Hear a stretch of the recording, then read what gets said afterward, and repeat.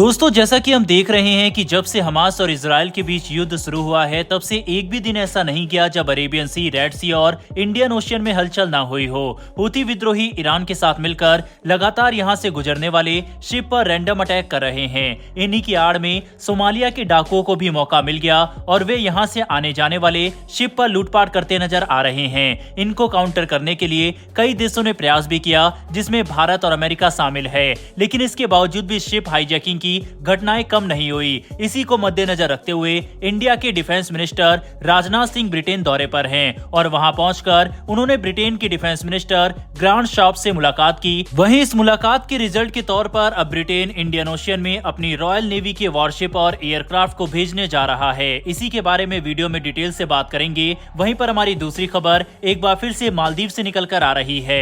दरअसल डेटा के according Maldives holiday package में बहुत बड़ा डिक्लाइन देखने को मिला है और मालदीव का टूरिज्म सेक्टर अब पूरी तरह से बर्बाद होता हुआ दिखाई दे रहा है। इन्हीं आंकड़ों के बारे में आगे हम बात करेंगे। दोनों खबर काफी इंटरेस्टिंग है, इसीलिए वीडियो को अंत तक जरूर देखिएगा। साथ ही दोस्तों, अगर आप हमारे चैनल पर पहली बार आए हैं तो नीचे दिए गए सब्सक्राइब बटन को प्रेस कर बेल आइकन को जरूर दबा लें, जिससे हमारी डेली वीडियो आप तक सबसे पहले पहुंच सके। तो चलिए शुरू करते हैं इस वीडियो को। दरअसल दोस्तों, लंबे समय से ईरान और हुती विद्रोहियों की एक्टिविटीज की वजह से वर्ल्ड ट्रेड इफेक्ट हो रहा है। लगातार शिप के हाईजैकिंग की घटनाएं सामने आ रही है और तमाम प्रयासों के बावजूद हुती विद्रोही और ईरान पीछे हटने को तैयार नहीं है। वहीं इजराइल तो अपनी जरूरत का सामान तक नहीं मंगा पा रहा। अरेबियन सी और रेड सी वर्ल्ड ट्रेड के लिहाज से बहुत ज्यादा इंपॉर्टेंट है, क्योंकि दुनिया भर के अधिकतर ट्रेड इसी रूट से होता है। ऐसे में अरेबियन सी और रेड सी का सुरक्षित रहना बहुत जरूरी है। जैसे जैसे इंडियन ओशियन समेत रेड सी और अरेबियन सी में शिप पर अटैक की घटनाएं तेज हुई,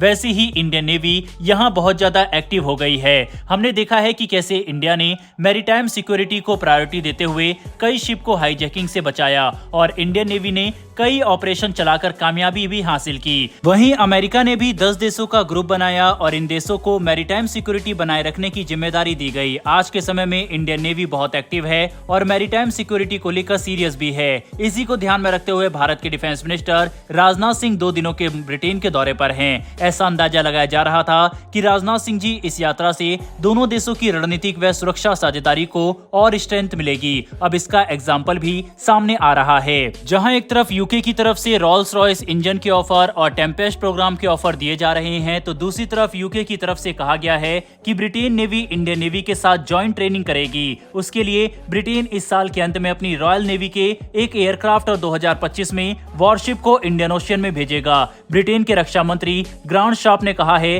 कि लिटोरल रिस्पांस ग्रुप LRG को इस साल तैनात किया जाएगा और कैरियर स्ट्राइक ग्रुप CRG की 2025 में जॉइंट ट्रेनिंग के लिए तैनाती होगी। दोस्तों, इंडियन ओशियन में ब्रिटेन के द्वारा लिए जाने वाला यह स्टेप दोनों देशों की जबरदस्त स्ट्रेटेजिक पार्टनरशिप को दर्शाता है और इसकी वजह से हुती विद्रोही और ईरान पर भी प्रेशर बनेगा और हो सकता है कि ये शिप पर इस तरह से अटैक करना बंद कर दे।